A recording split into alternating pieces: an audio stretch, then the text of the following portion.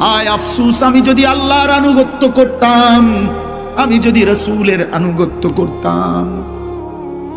একই টাইমে একই সময়ে 7টা বাজে কত লোক নামাজ পড়ে ফেলছে, এশার নামাজ। কিন্তু আমি নাফরমান, সুস্থ থাকা সত্ত্বেও, সজাগ থাকা সত্ত্বেও, আমি মুসলমান পরিচয় থাকা সত্ত্বেও আমি নাফরমান, একটা সেজদাও দিতে পারলাম না। কোরআনুল কারীমে আছে জাহান্নামের চিৎকার শুনে জাহান্নামের ফেরেশতা বলবে, মা সালাকাকুম ফি সাকার, এই নাফরমান, কে তোকে জাহান্নামে আনলো? তুই জাহান্নামে আসলি কেন? ক্বালু লাম নাকু মিনাল মুসাল্লিন।